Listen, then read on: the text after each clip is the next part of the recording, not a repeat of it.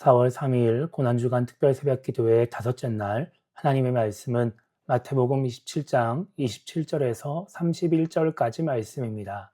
이에 총독의 군병들이 예수를 데리고 관정 안으로 들어가서 온 군대를 그에게로 모으고 그의 옷을 벗기고 홍포를 입히며 가시관을 엮어 그 머리에 씌우고 갈대를 그 오른손에 들리고 그 앞에서 무릎을 꿇고 희롱하여 이르되 유대인의 왕이여 평안할지어다 하며 그에게 침뱉고 갈대를 빼앗아 그의 머리를 치더라. 희롱을 다한 후 홍포를 벗기고 도로 그의 옷을 입혀 십자가에 못 박으려고 끌고 나가니라.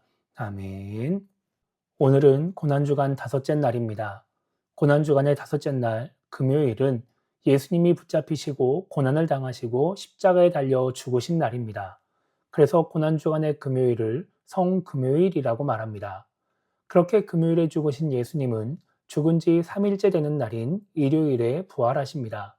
그래서 오늘은 예수님이 직접적으로 당하신 고난에 대해 생각해 보려고 합니다. 하나님의 뜻을 위해 자신의 능력을 절제하신 예수님은 사람들에게 붙잡혀서 공회로 끌려가십니다.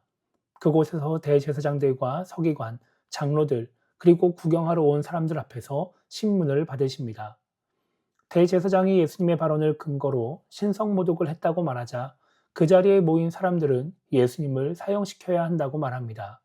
그리고 예수님의 얼굴에 침을 뱉고 얼굴을 주먹으로 칩니다. 어떤 사람은 손바닥으로 예수님의 얼굴을 때립니다. 이렇게 때릴 때 예수님의 눈을 가리면서 누가 때렸는지 맞춰보라고 조롱하기도 합니다. 마가복음은 이때 하인들, 당시 아주 낮은 위치에 있는 사람들도 예수님을 때렸다고 말씀합니다. 누가복음은 사람들이 예수님을 향해 많은 욕을 했다고 말하기도 합니다. 이것이 예수님이 처음 당하신 고난이었습니다. 이렇게 죄를 확인하고 예수님을 때리며 조롱한 사람들은 예수님을 사형시키기 위해 총독 빌라도에게 넘겨줍니다. 빌라도는 예수님을 신문하지만 예수님에게서 죄를 찾지 못합니다. 그래서 예수님을 풀어주려고 하는데 사람들이 반대를 합니다. 난처해진 빌라도는 예수님을 헤롯 왕에게 보냅니다. 그러자 헤롯 왕은 군인들과 함께 예수님을 업신여기면서 희롱하고 다시 빌라도에게 보내버립니다. 다시 예수님을 받은 빌라도는 사람들의 마음을 풀어주고 예수님을 놓아주기 위해서 예수님을 채찍질합니다. 군인들은 가시나무로 관을 엮어서 예수님의 머리에 씌우고 왕을 상징하는 자색 옷을 입히며 예수님을 조롱합니다. 그리고 손으로 얼굴을 때립니다. 예수님은 죄가 없다는 판결을 받고도 채찍으로 맞고 조롱을 당하셨습니다. 그렇게 예수님을 때렸음에도 불구하고 사람들이 예수님을 죽이라고 하자 빌라도는 결국 예수님을 십자가에 못 박히게 넘겨줍니다. 십자가에 못 박히시는 것은 예수님이 겪으신 가장 큰 고난이었습니다.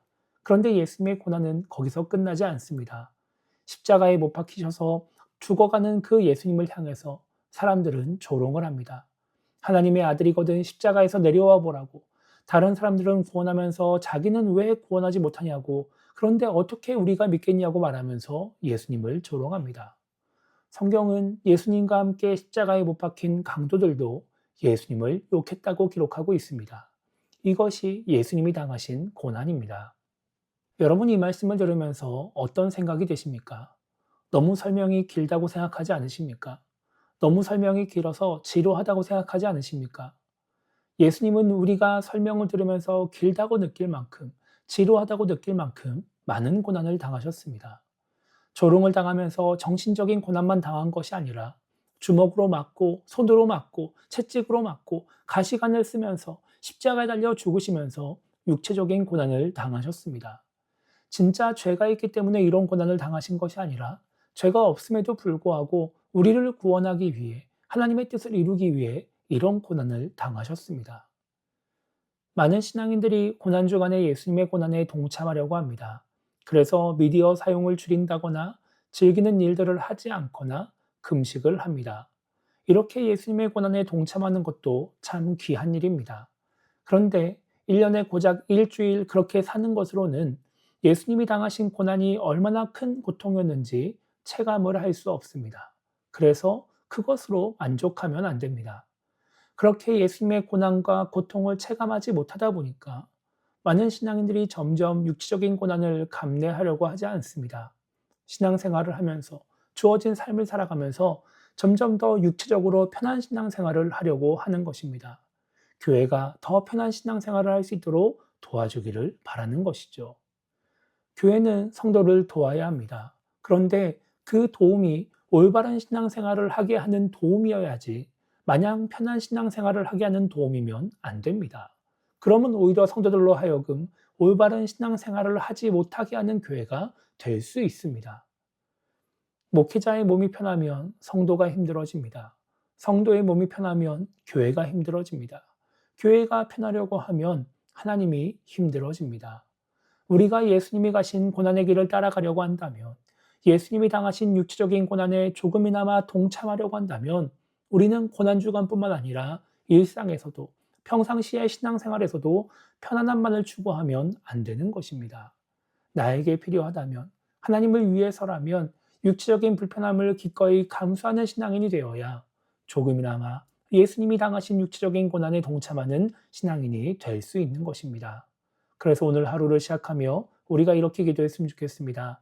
예수님의 고난으로 구원받았고 그 고난을 생각하면서도 육체적인 편안함만을 위해 신앙생활하는 그런 신앙인이 되지 않게 달라고 기도했으면 좋겠고요. 하나님의 뜻을 이루기 위해 올바른 신앙생활을 위해 육체적인 불편함, 육체적인 고난을 기꺼이 감수하는 그런 신앙인이 되게 달라고 기도하며 오늘 하루를 시작했으면 좋겠습니다. 그렇게 오늘 하루 고난을 당하신 예수님을 생각하며 하나님의 뜻을 이루기 위해 고난을 기꺼이 감수하는 우리 모두가 되기를 주님의 이름으로 축복합니다.